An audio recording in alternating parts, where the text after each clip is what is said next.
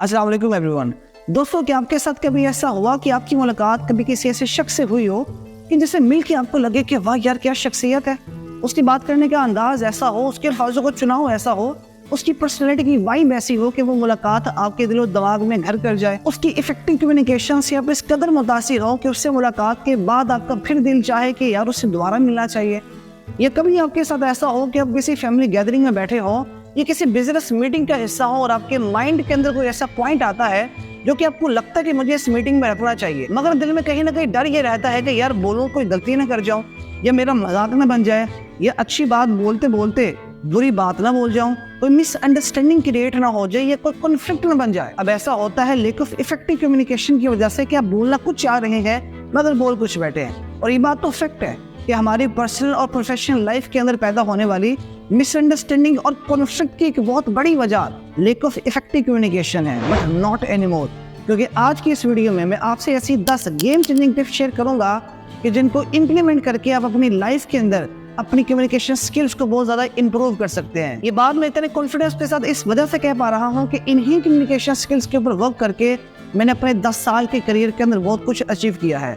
इन्हीं कम्युनिकेशंस की मदद से अपनी प्रोफेशनल लाइफ के अंदर बहुत कुछ अचीव किया है। एक ऑर्डिनरी स्कूल टीचर से लेके एक कॉलेज के प्रिंसिपल बनने तक के सफर के अंदर इन्हीं कम्युनिकेशन स्किल्स ने मुझे बहुत ज़्यादा हेल्प किया है। मेरा ये मानना है कि इफेक्टिव कम्युनिकेशन स्किल्स हमारी पर्सनल और प्रोफेशनल लाइफ के साथ साथ हमारी ओवरऑल वेलबींग के लिए भी बहुत ज़्यादा ज़रूरी है, क्योंकि हमारा बहुत बड़ा मसला है कि हम जो सोचते हैं वो हम बोल नहीं पाते और जो हम बोल रहे होते हैं वो हमारी सोच नहीं होती। इफेक्टिव कम्युनिकेशन आपकी मेंटल हेल्थ को भी इम्प्रूव करती है, क्योंकि जब आप अपनी इमोशंस को सही अंदाज में आगे कन्वे कर पाते हैं, जो आप बात फील कर रहे हैं उसे आगे समझा पाते हैं, तो ये बात को समझाना, अपने जज्बात को सही अंदाज में एक्सप्रेस करना आपको एक तरह की तसल्ली देता है, और ये तसल्ली आपकी लाइफ में से स्ट्रेस को मिनिमाइज कर देती है। यानी ये एक तरह का विशियस साइकिल है, जिसका मतलब क्या है, good communication means good life. अब आज की इस वीडियो में आपसे कोई भी ऐसे टिप शेयर नहीं करने वाला कि जैसे अप्लाई करने के लिए आपको कोई बहुत ज्यादा एक्स्ट्राऑर्डिनरी एफर्ट करनी पड़े कि जैसे आप 1-2 दिन तो फॉलो करें और उसके बाद छोड़ दें, बल्कि ये सारे के सारे टिप्स बहुत ज्यादा आसान है, इजी टू फॉलो है, इजी टू इम्प्लीमेंट है, एक्शनेबल है, प्रैक्टिकल है, जिन्हें आप थोड़ी सी एफर्ट के साथ अपनी लाइफ का हिस्सा बना सकते हैं और इनके रिजल्ट बहुत ही ज्यादा पावरफुल हैं। तो चलिए बात करते हैं।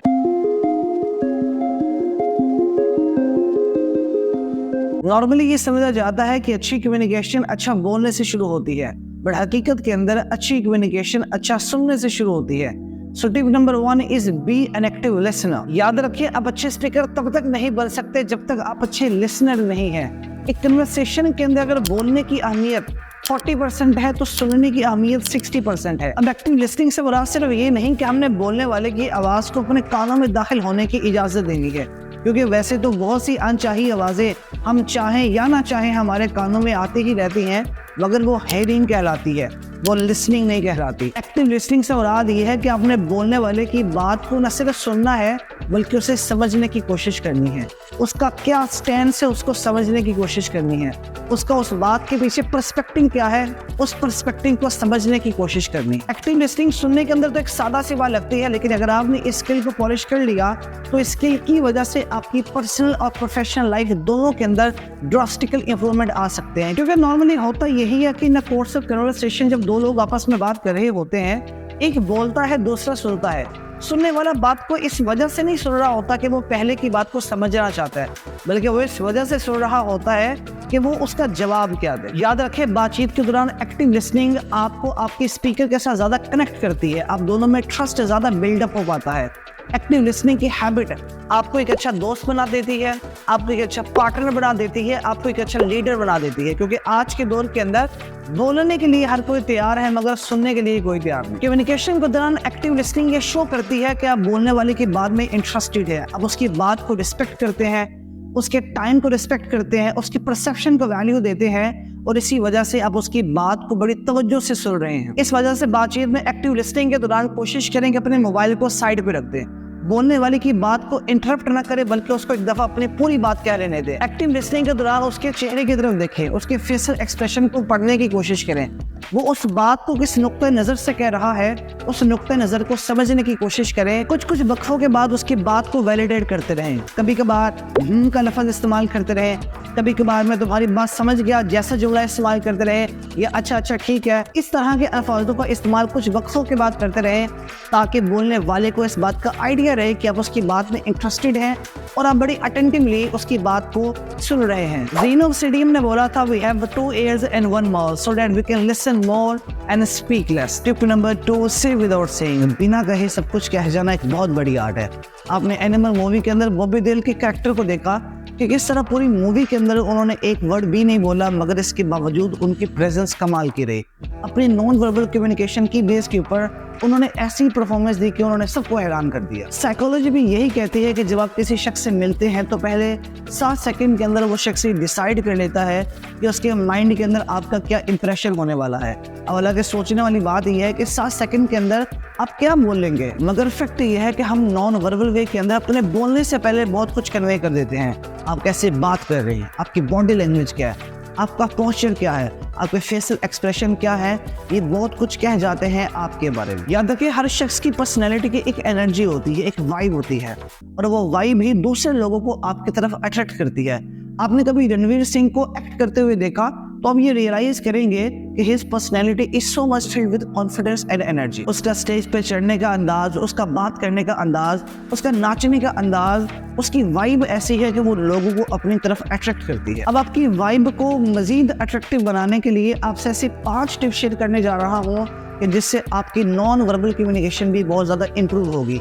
यानी कि टिप 2 के अंदर मैं मजीद 5 टिप्स आपसे शेयर करूंगा और इसके बाद हम अगली टिप्स की तरफ मूव करेंगे। 50-70 रूल्स फॉर आई कॉन्टैक्ट। यानी जब आप बात कर रहे हों तो अपने सामने वाले की आंखों में 50% देखना है, और जब आप बात सुन रहे हो तो आपने 70% बोलने वाले की आंखों में देखनी। याद रखें, हमारी आंखें बहुत कुछ कह जाती हैं। हम क्या सोच रहे हैं, हम क्या महसूस कर रहे हैं, ये हमारी आंखों से झलकता है। इस वजह से सही अंदाज में आई कॉन्टैक्ट बना के रखना is one of the most important non verbal mean के जिसके ज़रिए आप बोलने वाले को या सुनने वाले को ये सिग्नल देते हैं कि आप उसकी बात सुनने में, ये उससे बात करने में इंटरेस्टेड है और बड़ी अटेंटिवली उसकी बात सुन रहे हैं, ये उससे बात कर रहे हैं। Number 2, power pose. आपने कभी किसी लीडर को या किसी स्पीकर को एक मजमे के सामने बात करते हुए देखा? अब ये रियलाइज करेंगे कि वो एक टावर पोज में होते हैं, यानी वो अपने कंधों को नीचे फेंक के एक ढीले ढाले अंदाज के अंदर खड़े नहीं होते। ये कभी किसी कॉन्फ्रेंस के अंदर या मीटिंग के अंदर आपने कभी भी लोगों को ढीले ढाले अंदाज में स्लाउच करके बैठा हुआ देखा नहीं होगा। उसकी वजह ये होती है कि वो लोग अपने पावर पोज के ऊपर काम करते हैं। बात करते वक्त, ये बात सुनते वक्त जब आप पावर पोज में रहते हैं तो बात सुनने वाले के साथ, ये बात करने वाले के साथ आपकी positive energy, positive vibe share होती है। और ये बात तो रिसर्च से भी साबित है कि जब आप कुछ देर के लिए पावर पोज में आते हैं तो आपकी बॉडी में टेस्टोस्टेरोन इंक्रीज होते हैं, जिसका मतलब क्या है कि आपका कॉन्फिडेंस बढ़ जाता है, आप में स्ट्रेस लेवल घट जाता है। जब आप किसी से मिलते हैं तो पहला काम क्या करते हैं? यकीनन उससे हाथ मिलाते हैं। अब इस बात को इमेजिन करिए कि अगर आपकी मुलाकात आपके किसी दोस्त से काफ़ी अरसे बाद होती है जिसको देखकर आप बहुत ज़्यादा एक्साइटेड और एनर्जेटिक हो जाते हैं, अब भाग के उसकी तरफ जाते हैं और अपना हाथ आगे बढ़ाते हैं सलाम लेने के लिए, और वो आपके हाथ के अंदर अपनी आधी अधूरी उंगलियां थमा देता है, तो आपको कैसा लगेगा? यकीनन अच्छा नहीं लगेगा, क्योंकि आपकी एनर्जी के साथ उसकी एनर्जी मैच नहीं हो रही। हम अपनी एवरीडे लाइफ के अंदर ऐसा ही करते हैं, जब भी किसी से हैंडशेक करने लगे तो आधा अधूरा हैंडशेक करते हैं। इससे ज़्यादा वियर्ड और चीज़ क्या होगी? एक पहला नॉन वर्बल मैसेज जो आप दूसरे को दे रहे हैं वो आधा अधूरा हाथ है, जो कि आपकी लो एनर्जी को शो करता है। इस वजह से जब आपकी मुलाकात किसी शख्स से होती है और हाथ मिलाने की नौबत आ जाती है तो कोशिश करें एक कंप्लीट हैंडशेक के साथ उसको मिले, अपना पूरा हाथ उसके हाथ में दें। आधा अधूरा सलाम मत ले, ढीला ढाला सलाम लेने से अवॉइड करें। हाँ, इस बात का ख्याल ज़रूर रखें कि आपकी ग्रिप इतनी ज़्यादा स्ट्रॉन्ग नहीं होनी चाहिए कि वो शख्स आपसे सलाम लेने के बाद ये सोचने लग जाए कि भाई तेरे से तो मैं सलाम आइंदा ज़ुबान से लिया करूँगा, या वो हाथ इतना ज़्यादा ढीला नहीं होना चाहिए कि आपकी लो एनर्जी उसको फील हो रही हो। एक स्टडी ग्रिप होनी चाहिए, एक रीजनेबल ग्रिप होनी चाहिए, जिसके ज़रिए आपकी एनर्जी राइट वे के अंदर उसके साथ शेयर हो जाए। रिसर्च ये बात कहती है कि वो लोग जो बात करते वक्त अपने हाथों का इस्तेमाल करते हैं वो अपनी बात को ज़्यादा कन्विंसिंग और ज़्यादा बेहतर अंदाज में समझा पाते हैं। लेकिन अगर आप बात करते वक्त अपने हाथों का इस्तेमाल बिल्कुल मिनिमल करते हैं तो आप कन्फ्यूज लगते हैं। और इसी तरह से अगर आप बात करते वक्त अपने हाथों का इस्तेमाल बहुत ज़्यादा करते हैं तो आप नर्वस महसूस होते हैं। जब बात करते वक्त आप अपने हाथों का इस्तेमाल करते हैं तो उस बात को आप बेहतर अंदाज में समझा पाते हैं। लेकिन अब यहाँ पर एक बात याद रखने वाली ये है कि your hands movement should be in alignment with whatever you're saying. आप जो बोल रहे हैं आपके हाथ उस बात की तर्जमानी करें। आप बोल कुछ और रहे हो, आपके हाथों का इशारा कुछ और हो, तो आपके हाथों का इस्तेमाल आपकी बात को ज़्यादा कंफ्यूजिंग बना देता है। अगर आप बात करते वक्त अपने हाथों को यूँ क्रॉस कर लेते हैं तो उसका मतलब ये है कि आप अनअप्रोचेबल हैं, अनफ्रेंडली है, आप में एटीट्यूड है और आप इजी फॉर डिस्कशन नहीं है। But on the other hand अगर आप बात करते वक्त अपने हाथों को यूँ अपने सामने रख लेते हैं, या अगर आप बैठे हैं तो अपने हाथों को अपनी लैप में यूँ रख लेते हैं, तो उसका मतलब क्या है कि आप फ्रेंडली हैं, अप्रोचेबल हैं और आप इजी वे के अंदर बात करना चाहते हैं। हमारे फेशियल एक्सप्रेशन हमारे एहसासात और जज्बात की तर्जमानी करते हैं। आप जो महसूस कर रहे हैं आपके चेहरे से वो झलकना चाहिए और आपकी कम्युनिकेशन के अंदर सिचुएशन के मुताबिक आपके इमोशंस आपके चेहरे पर लाजमी तौर पर होने चाहिए। यानी अगर आपको कोई दोस्त आपको खुशखबरी सुना रहा है तो आपके चेहरे पर एक्साइटमेंट होनी चाहिए। अगर वो खुशी में आपको ये कह दे कि यार मैं पास हो गया, तो आप बोलते हैं अच्छा फिर, यार मेरे अच्छे नंबर आ गए, अच्छा फिर, तो डेफिनेटली वो ये बात समझेगा कि आप उसकी खुशी में खुश नहीं हैं। इस वजह से कोशिश करें कि अगर कोई खुशखबरी सुनाई जा रही है तो आपके चेहरे पर एक्साइटमेंट नज़र आनी चाहिए। अगर कोई सैडनेस वाली बात है तो आपके चेहरे पर वो सैडनेस नज़र आनी चाहिए। आपके फेशियल एक्सप्रेशन आपके सुनने वाले को या आपके बोलने वाले को ये सिग्नल देती है कि आप इस बात के अंदर उसके साथ इमोशनली इन्वॉल्व हैं। Tip number 3, empathy. एम्पैथी का मतलब है अपनी ऑडियंस के साथ एक इमोशनल कनेक्शन क्रिएट करना। एम्पैथी सिर्फ किसी की बात सुनने या समझने तक महदूद नहीं, बल्कि उस बात के पीछे जो इमोशंस है उसको सही मानों में समझना एम्पैथी कहलाता है। एम्पैथी के अंदर आप अपने आप को दूसरे की जगह पे रखकर देखते हैं and you try to feel what the other person is feeling. इसकी मिसाल ऐसे ही है कि अगर आपके पास कोई आपका दोस्त आता है और आपको कहता है कि यार मेरा एग्ज़ाम क्वालिफाई नहीं हो सका, अब यहाँ पर एम्पैथी की अप्रोच ये कहती है कि आपने सिर्फ ये नहीं समझना कि ये सिर्फ एक बैड न्यूज़ है, बल्कि आपने यहाँ पे ये समझना है कि इस बात के ज़रिए वो मुझे क्या बताना चाह रहा है। आपने समझना है कि वो कौन से हालात हैं जिनमें से वो गुजर है, वो कौन सी पेन है जिसको वो अभी सफ़र कर रहा है, उसका मूड क्या है, और इस बात को मेरे से शेयर करने का मकसद ये है कि मैं उसको तसल्ली दे सकूँ। एम्पैथी का मतलब है आपने दूसरे की इमोशंस को समझना कि उस बात के पीछे उसकी फीलिंग्स क्या हैं, उसके इमोशंस क्या हैं। आप चाहे एक मैनेजर हैं, एक टीचर है, एक पेरेंट है या एक दोस्त है, जब आप अपनी बात एम्पैथी से करते हैं या किसी की बात को एम्पैथी से सुनते हैं तो आप लोगों के दिलों में एक जगह बना लेते हैं। लोगों को लगता है कि आप उनके पर्सपेक्टिव को समझने की कोशिश कर रहे हैं और उनकी बात को प्रॉपर अटेंशन दे रहे हैं। वो जो महसूस कर रहे हैं आप भी वो महसूस कर रहे हैं। आप दोनों के दरमियान एक ऐसा कनेक्शन क्रिएट होता है जो कि आपकी कम्युनिकेशन को एक अलग लेवल पे ले जाता है। हमारी दुनिया के अंदर एक बहुत बड़ा मसला है कि सबसे पहले हमें कोई बात सुनने वाला नहीं मिलता। कोई बात सुनने वाला मिल जाए तो समझने वाला नहीं मिलता, समझने वाला भी मिल जाए तो उस बात के पीछे इमोशंस का है उसको कोई महसूस ही नहीं कर पाता। But when in a course of conversation आप किसी से बात करते हुए उसे एक इमोशनल वैलिडेशन देते हैं कि उसके इमोशंस को आप समझ रहे हैं, उसके पर्सपेक्टिव को आप समझ रहे हैं, तो डेफिनेटली आप उसकी नज़र के अंदर as an effective communicator introduce हो जाते हैं। Number 4, ask open ended question. अब कन्वर्सेशन के दौरान जब हम बात कर रहे होते हैं तो अपनी बात को जारी रखने के लिए हम 2 तरह के सवाल पूछते हैं। एक जिसको हम बोलते हैं ओपन एंडेड क्वेश्चन और दूसरे जिन्हें हम बोलते हैं close ended question. Close ended question ऐसा सवाल होता है जिसके अंदर जो जवाब होता है वो मुख्तसर होता है। आपका जो जवाब है वो एक लफ्ज़ या एक फ्रेज़ हो सकता है, हाँ या ना हो सकता है। जैसे मिसाल के तौर पर अगर मैं किसी दोस्त से किसी रेस्टोरेंट में मिलता हूँ तो मेरा उससे सवाल ये क्लोज एंडेड क्वेश्चन कहलाएगा। अगर मैं उससे पूछता हूँ कि क्या आपको इस होटल की कॉफ़ी पसंद है, अब इसका जवाब होगा कि हाँ मुझे पसंद है या ना मुझे नहीं पसंद। या आप उनसे सवाल करते हैं कि आज का सफ़र कैसा रहा, तो इस बात का जवाब भी हाँ या ना में ही होगा और उसके बाद एक वियर्ड खामोशी छा जाएगी और कन्वर्सेशन आगे बढ़ नहीं सकेगी। दूसरी तरफ जो ओपन एंडेड क्वेश्चन होता है ये ऐसा सवाल होता है जिसका जवाब हाँ या ना में नहीं हो सकता या एक लफ्ज़ या एक फ्रेज़ में नहीं हो सकता। ओपन एंडेड क्वेश्चन ऐसे सवाल होते हैं जो कि रिक्वायर करते हैं कि इनके जवाबात एक एक्सप्लेनेटरी वे के अंदर दिए जाएँ, आर्टिकुलेटरी वे में दिए जाए। जैसे instead of asking your friend कि आपको क्या इस होटल का खाना पसंद है, यू कैन आस्क हिम और हर कि इस होटल के खाने में उन्हें क्या पसंद है। इंस्टेड ऑफ आस्किंग हिम कि क्या ये प्रोजेक्ट आपको पसंद है, यू कैन आस्क हिम और हर कि इस प्रोजेक्ट में उन्हें क्या अच्छा लगा या उन्हें क्या बुरा लगा।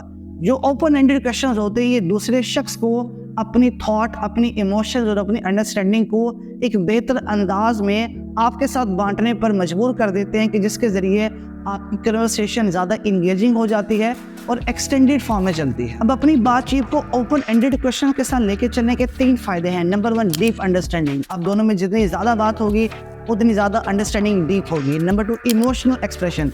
जब आप दूसरे शख्स से ये सवाल करेंगे कि वो क्या सोचता है, जब वो आपको अपनी सोच बताएगा, अपने इमोशंस बताएगा, तो दूसरा शख्स आपके साथ ज़्यादा कनेक्ट कर पाएगा इमोशनल एक्सप्रेशन की वजह से। Number 3, interactive conversation. आपके सवाल ऐसे होंगे जो कि आपकी कन्वर्सेशन को इंटरेक्टिव बनाते रहेंगे, इंगेजिंग बनाते रहेंगे और आप काफ़ी देर तक गुफ्तगू के अंदर मसरूफ रहेंगे। Tip number 5, adapt to your audience. Adapt to your audience से मुराद ये है कि आप कम्युनिकेशन के अंदर अपनी ऑडियंस के मुताबिक हो जाएं, इफेक्टिवली उनसे कम्युनिकेट करने के लिए। जैसी आपकी ऑडियंस है, जिस लेवल की वो ऑडियंस है, आप उनके लेवल पे जाके उनसे बात करें। अब आपको अपने ऑडियंस के लेवल पे जाने के लिए आपको अपने ऑडियंस के बारे में पता होना चाहिए, उनका बैकग्राउंड नॉलेज क्या है आपको पता होना चाहिए, वो किस चीज़ में इंटरेस्टेड है और किस में नहीं है आपको पता होना चाहिए। क्या वो टेक्निकल ऑडियंस है या नॉन टेक्निकल ऑडियंस है, क्या वो पढ़ी लिखी ऑडियंस है या अनपढ़ ऑडियंस है। जितना ज़्यादा आप अपने ऑडियंस को बेहतर अंदाज में जान सकेंगे, उतना ज़्यादा ही आप बेहतर अंदाज में उनके लेवल पे रीच आउट करके उनसे कम्युनिकेट कर सकेंगे। अपनी ऑडियंस को जानना, उसे समझना और उनके लेवल पे जाके उनसे बात करना कम्युनिकेशन का एक ऐसा पावरफुल टूल है कि जिसके ज़रिए अब अपनी बात को न बेहतर अंदाज में कन्वे कर पाते हैं बल्कि उस बात को मनवा भी पाते हैं। अब आपके सामने अगर एक अनपढ़ शख्स बैठा है जिसके साथ आप गुफ्तगू कर रहे हैं इंग्लिश के अंदर, तो डेफिनेटली आप चाहे जितनी भी अच्छी इंग्लिश क्यों ना बोल लें, अब उस शख्स को अपनी बात बेहतर अंदाज में समझा नहीं पाएंगे।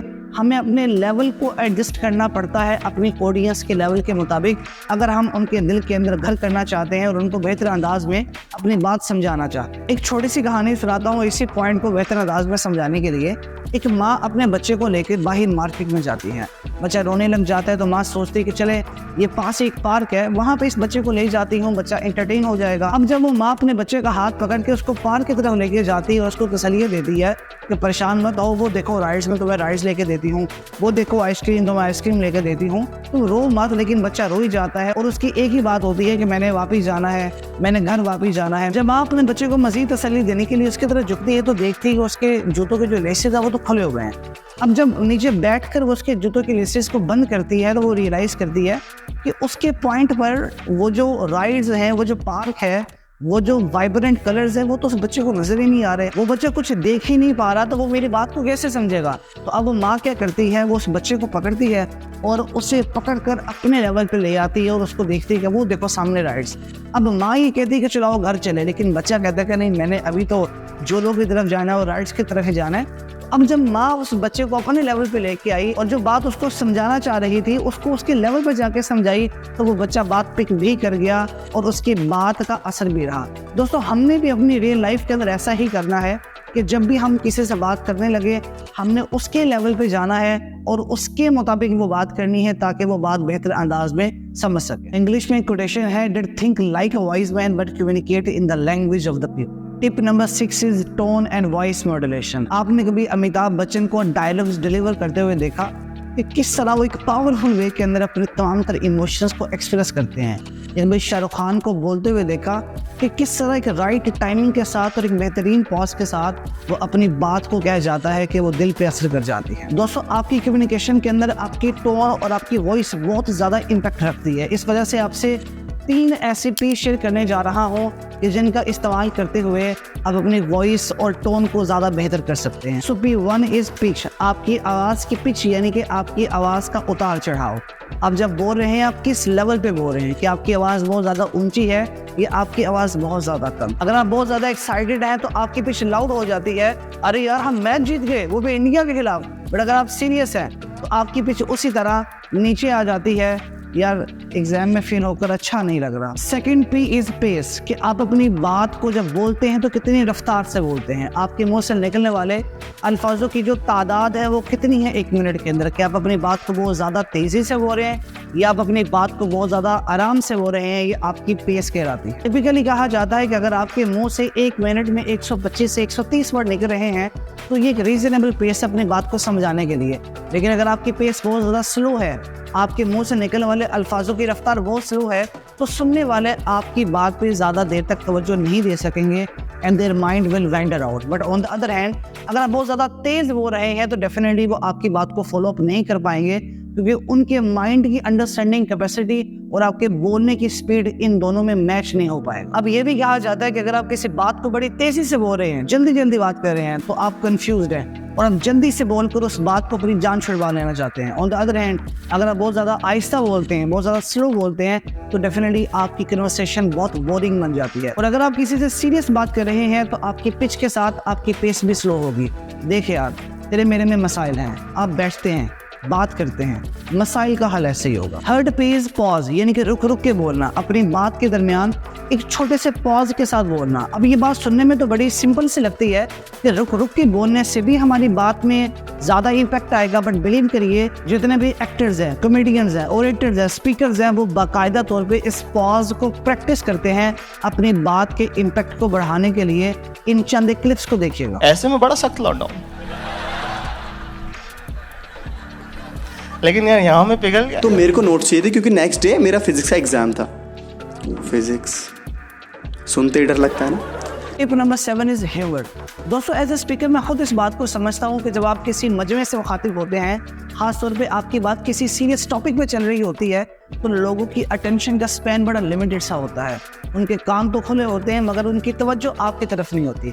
अब ऐसे सिचुएशन के अंदर अपनी बात को दिलचस्प बनाने के लिए आपके पास एक स्किल है, एक टूल है जो कि ह्यूमर का है। अगर आप अपनी बात के अंदर ह्यूमर के टूल का इस्तेमाल करते हैं तो आपकी बात लाइट वेटेड हो जाती है, इंजॉयबल हो जाती है, यादगार हो जाती है, दिलचस्प बन जाती है। मैं समझता हूँ कि ह्यूमर का इस्तेमाल सिर्फ हंसने खेलने तक महदूद नहीं, बल्कि ह्यूमर एक ब्रिज की तरह काम करता है आप और आपकी ऑडियंस के दरमियान कनेक्शन को ज़्यादा स्ट्रॉन्ग करने के लिए। अगर आप ह्यूमर का इस्तेमाल सही तरीके से करते हैं तो ये आपकी ऑडियंस को रिलैक्स फील करवाता है, लाइट वेटेड फील करवाता है और आप उनसे घंटों कम्युनिकेशन के प्रोसेस के अंदर इन्वॉल्व रह सकते हैं। आप कभी रियलाइज करिएगा कि जितने भी स्पीकर्स हैं वो ज़्यादातर ह्यूमर का इस्तेमाल करते हैं अपने सेशंस के अंदर। उसकी वजह क्या है कि वो अपनी ऑडियंस को लाइट फील करवाते हैं, रिलैक्स फील करवाते हैं और फिर घंटों उनके साथ सेशन में गुजार देते हैं। अब ह्यूमर का इस्तेमाल करते वक्त आपने एक बात का ख्याल रखना है कि जिस सिचुएशन में आप बैठे हैं, क्या वो सिचुएशन आपको इजाज़त देती है कि आप यहाँ पर ह्यूमर इस्तेमाल करें, कि ह्यूमर यहाँ पे इस्तेमाल करना सूटेबल रहेगा या नहीं रहेगा। इस बात को जानना बहुत ज़्यादा ज़रूरी है। कॉन्टेक्स्ट को जाने बगैर कभी भी ह्यूमर का इस्तेमाल ना करें, ये आपके इम्पैक्ट को पॉजिटिव करने के बजाय नेगेटिव कर देता है। मिसाल के तौर पर अगर आप एक फॉर्मल मीटिंग में बैठे हुए हैं और 4-5 लोगों के दरमियान एक सेंसिटिव टॉपिक में बात जा रही है, तो डेफिनेटली वहाँ पर ह्यूमर का इस्तेमाल करना एक नेगेटिव वाइब क्रिएट करेगा आपके एंड से। ये एक फोतगी हो गई है, आप वहाँ पे अफसोस करने के लिए जा रहे हैं, जिससे आपने अफसोस करना है। अगर आप उसके साथ ह्यूमरस वे में बात करेंगे तो डेफिनेटली अंजाम अच्छा नहीं होगा। अब अगर आप ये बात करें कि भाई मैं तो नेचुरली फनी ही नहीं, तो मैं किस तरह से अपनी बात में ह्यूमर ऐड कर सकता हूँ, तो ये बात तो तय है कि अगर आप ह्यूमरस नहीं हैं तो आपको स्टार्टिंग पे डेलिबरेटली प्रैक्टिस करनी पड़ेगी, चीज़ों को सोचना पड़ेगा, but with time and practice ये चीज़ बेहतर हो सकती है। अब अपनी बात में कई तरह से ह्यूमर ऐड कर सकते हैं। आपकी टोन, आपके फेशियल एक्सप्रेशन आपको ह्यूमर ऐड करने में मदद फराहम करता है। आपके अल्फाजों का चुनाव आपको ह्यूमर ऐड करने में मदद फराहम करता है। जैसे मिसाल के तौर पर अगर आप किसी से बात कर रहे हैं उर्दू में, उस उर्दू वाली बात के अंदर कहीं पर अगर आप पंजाबी का वर्ड ऐड कर देते हैं इस अंदाज में कि अगले सुनने वाले को पता चले कि आपने ये लफ्ज़ जानबूझ के ऐड किया है, तो डेफिनेटली ये ह्यूमर का टच देगा। अपने इर्द गिर्द एक सिचुएशनल ह्यूमर तलाश करने की कोशिश करें कि देखिए जिस सिचुएशन में मैं हूँ इसका फ़नी एंगल क्या हो सकता है। जो सीरियस बात मैं कर रहा हूँ, इस सीरियस बात का फ़नी एंगल क्या हो सकता है, और जब आप उस बात पे स्विच करेंगे तो वो स्विच करना आपकी बात में ह्यूमर ऐड कर देगा। अगर एक बात है उसका आधा हिस्सा सीरियस आपने कर दिया और उसके एंड पर आकर बात को आपने स्विच कर दिया और उसका एक फ़नी एंगल सबके सामने पेश कर दिया, तो डेफिनेटली ये भी आपकी बात के अंदर ह्यूमर क्रिएट कर सकता है। Tip number 8 is be clear and concise. अब देखिए, कभी भी ज़रूरी नहीं कि एक अच्छा कम्युनिकेटर बनने के लिए आपको बहुत ज़्यादा बात करने की ज़रूरत है, अपनी बात को एग्जैजरेट करने की ज़रूरत है, बात को बढ़ा चढ़ा के बताने की ज़रूरत है। बल्कि एक अच्छी कम्युनिकेशन वो होती है जिसके अंदर आपका उस बात को करने का मकसद क्या है वो क्लियर हो, आपका पैगाम क्या है वो क्लियर हो, आप कहना क्या चाहते हैं वो क्लियर हो। क्लैरिटी जब तक जिस बात में नहीं होगी, वो बात चाहे कितनी ही जुमलों पे मुश्तमिल क्यों ना हो, उसका फ़ायदा नहीं होगा। तो जब भी आप किसी से कम्युनिकेट करें तो क्लैरिटी आपकी प्रेफरेंस होनी चाहिए, क्योंकि सबसे पहले आपको पता होना चाहिए कि आप क्या कहना चाह रहे हैं। जब तक आप खुद नहीं अपना पर्पस जानते, आप दूसरे को कभी भी समझा नहीं पाएंगे। कोशिश करें कि आपकी बात कंसाइज्ड हो, क्योंकि आप जितने ज़्यादा अननेसेसरी अल्फाज इस्तेमाल करेंगे, आपकी बात उतनी ज़्यादा कॉम्प्लिकेटेड बनती जाएगी। जब भी आप किसी से बात करने लगे तो अपने आप से ये सवाल ज़रूर करें that what is the most important point जो मैं उस शख्स को बताना चाहता हूँ, या वो कौन सा पॉइंट है जो नहीं होगा तो मेरी पूरी बात की एसेंस कंप्लीट नहीं होगी। वही बात आपका पर्पस है। अपनी बात कंसाइज करके कहने से मुराद ये बिल्कुल भी नहीं कि आप उस बात में इंपॉर्टेंट आइडियाज़ को स्किप कर दें, इंपॉर्टेंट पॉइंट्स को स्किप कर दें, ये सोचते हुए कि भाई मैंने तो मुख्तसर बात ही करनी है। बल्कि कंसाइज करने का मतलब ये है कि आप अपने पूरे पैगाम में से, अपनी बात में से जितने भी अनइम्पोर्टेंट आइडियाज़ हैं, अननेसेसरी वर्ड्स हैं, उनको एलिमिनेट करें और अपने पैगाम को, अपनी बात को क्लियर कर क्लैरिटी के साथ अगले शख्स के सामने रखें। Tip number 9 is practice and reflect. दोस्तों, किसी भी स्किल को सीखने का आगाज जिस तरह प्रैक्टिस एंड रिफ्लेक्ट से ही होता है, इसी तरह कम्युनिकेशन भी प्रैक्टिस एंड रिफ्लेक्ट करने से बेहतर की जा सकती है। जैसे चलना चलने से आता है, लिखना लिखने से आता है, इसी तरह बोलना बोलने से आता है। अब जितना ज़्यादा बोलते हैं, जितना ज़्यादा बोलना प्रैक्टिस करते हैं, जितना ज़्यादा रिहर्सल करके बोलते हैं, आप उतना ज़्यादा ही बेहतर हो जाते हैं अपनी कम्युनिकेशन के अंदर। कुछ टिप्स आपसे शेयर करने जा रहा हूँ जिनका इस्तेमाल मैंने अपनी लाइफ में किया, और यकीनन आप भी अगर करेंगे तो आपको भी फ़ायदा ज़रूर पहुँचेगा। जब भी किसी से कोई बात करने लगे, चाहे वो बात आपने महफिल में करनी हो, मीटिंग में करनी हो, अपने सीनियर से करनी हो, कोशिश करें उस बात को, उस पॉइंट को एक दफ़ा करने से पहले रिहर्सल कर लें, प्रैक्टिस कर लें। जब आप किसी भी बात को प्रैक्टिस करके बोलते हैं, रिहर्सल करके बोलते हैं, तो इस बात की पॉसिबिलिटी ज़्यादा है कि आप उस पॉइंट को मीटिंग के अंदर या उस महफिल के अंदर बेहतर अंदाज में कन्वे कर पाएँ और आप गलती ना करें। रोज़ाना की बुनियाद पर चंद 1 मिनट शीशे के सामने ज़रूर गुजारें। अपने आप से शीशे में कुछ देर के लिए गुफ्तगू लाजमी तौर पर करें। अपने चेहरे के एक्सप्रेशन को ज़रूर पढ़ें। अपने आप से बात करके देखें आपको खुद से बात करके कैसा लगता है। ये बहुत ज़्यादा ज़रूरी होगा आपकी ओवरऑल कम्युनिकेशन स्किल्स के अंदर, क्योंकि आप खुद को देखकर खुद को बहुत ज़्यादा इम्प्रूव कर सकते हैं। तीसरा एंड मोस्ट इफेक्टिव तरीका यह है कि आपने अपना मोबाइल निकालना है, सेल्फी कैमरा ऑन करना है और अपने आप को रोज़ाना की बुनियाद पे 3, 4, 5 मिनट रिकॉर्ड करना है। किसी भी टॉपिक के ऊपर बोलना है और अपने आप को उस कैमरे के अंदर रिकॉर्ड करना है। रिकॉर्डिंग करने के बाद आपने दोबारा उस रिकॉर्डिंग को सुनना है और देखना है, रिफ्लेक्ट करना है कि आप कैसे बोल रहे हैं, आपका पॉज कहाँ पे आ रहा है, आपकी पिच कैसी है, आपके फेशियल एक्सप्रेशन कहाँ पे है, आप कहाँ पे कंफ्यूज होते हैं, कहाँ पे अच्छा बोल रहे हैं। जितना आप अपने आप को छोटे से क्लिप के अंदर जज करेंगे, अपनी गलतियाँ निकालेंगे, अपने आप को समझाएंगे, आपकी कम्युनिकेशन स्किल्स उतनी ही ज़्यादा बेहतर हो जाएंगी। Tip number 10 is emotional intelligence. अब वैसे तो ये 10वीं टिप है, मगर इससे ज़्यादा इंपॉर्टेंट पॉइंट कम्युनिकेशन का और नहीं हो सकता। आप यूँ समझ लीजिए कि पूरी कम्युनिकेशन का ये एक अकेला पिलर है, ये नहीं तो कुछ भी। दोस्तों, हम एक फास्ट वर्ल्ड में रह रहे हैं, एक इंस्टेंट वर्ल्ड में रह रहे हैं, जिसमें लोगों के पास टाइम नहीं है।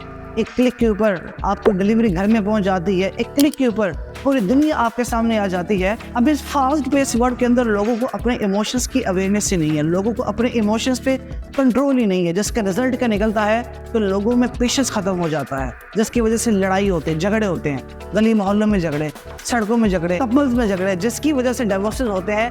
अब इन तमाम तर मसाइल की वजह है इमोशनल इंटेलिजेंस, कि हम लोग इमोशनली इंटेलिजेंट नहीं रहे। इमोशनल इंटेलिजेंस कहती है कि हमारा कंट्रोल हमारे इमोशंस पे होना चाहिए, हमारा अपने एहसासात पे कंट्रोल होना चाहिए। हम जब बोलते हैं तो उसके अंदर हमें अपने जज्बात को हावी नहीं कर देना चाहिए, बल्कि ड्राइविंग सीट के ऊपर हमें रीज़न, लॉजिक जैसी चीज़ों को बिठाना चाहिए, ना कि अपने जज्बात और एहसासात। अब अगर आप आज की दुनिया के अंदर अपने इमोशनल इंटेलिजेंस के ऊपर वर्क कर लेते हैं तो आपसे बड़ा कम्युनिकेटर कोई हो ही नहीं सकता। कैसे कर सकते हैं? बड़ा सादा सा फंडा है, रिएक्ट वर्सेस रिस्पॉन्स, यानी कि 2P वर्सेस 4P। 2P का मतलब है पैनिक एंड प्रोसीड, यानी कि आपने कोई बात सुनी, उसे अपने से एज्यूम किया और उस एज्यूम्ड बात की बुनियाद पर आप पैनिक हुए और आप इसी तरह आगे प्रोसीड कर गए। अब अगर आप किसी भी बात पर पैनिक होकर उस बात को करेंगे तो उस बात का रिजल्ट अच्छा नहीं निकलेगा। इस वजह से आपको 4Ps की जरूरत है। 4P क्या कहती है? Pause, process, plan and proceed. यानी कि जब आपने कोई बात सुनी, आप उस पर पॉज लें, प्रोसेस करें, उस बात को डाइजेस्ट करें, प्लान करें कि मैंने क्या करना है और उसके बाद फिर प्रोसीड करें। दोस्तों, ज़िंदगी कितनी आसान हो जाए अगर हम 2P को 4Ps के साथ चेंज कर दें। ज़िंदगी कितनी आसान हो जाए अगर हम बातों पर रिएक्ट करने की बजाय रिस्पॉन्ड देना शुरू कर दें। ज़िंदगी कितनी आसान हो जाए कि अगर हम जब किसी बात को सुने उसको प्रोसेस करें, उसको डाइजेस्ट करें और फिर उस पर अपना रिएक्शन दें कि हम इसके बारे में क्या सोचते हैं। अगर कम्युनिकेशन की इसी ट्रिक को हम अपनी लाइफ में प्रैक्टिकली इस्तेमाल करें तो सोचें सड़कों पे हमें झगड़े कम नजर आए, कपल्स के दरमियान डाइवोर्सेस कम हो, दफातर के अंदर पॉलिटिक्स कम नजर आए, जिंदगी एक बेहतर जगह बन जाए हम सबके रहने के लिए। तो दोस्तों ये कम्युनिकेशन की पावर ही है कि जिसके जरिए ये दुनिया रहने के लिए एक बेहतर जगह बन सकती है। अगर लोग अपने कम्युनिकेशन के ऊपर वर्क कर रहे हैं तो दुनिया के अंदर पॉजिटिविटी आएगी, दुनिया के अंदर प्रोडक्टिविटी आएगी, लोग मिल के चलेंगे। But on the other hand अगर लोग अपनी कम्युनिकेशन के ऊपर वर्क नहीं करते तो हमें नेगेटिविटी देखने को मिलेगी, डिप्रेशन देखने को मिलेगा। तो अगर आपको भी लगता है कि दूसरों को अपनी कम्युनिकेशन के ऊपर वर्क जरूर करना चाहिए तो ये वीडियो उनसे जरूर शेयर कीजिएगा। मुझे दीजिए इजाजत, मेरी मुलाकात होगी आपसे अगली वीडियो में। तब तक के लिए अल्लाह हाफ़िज़।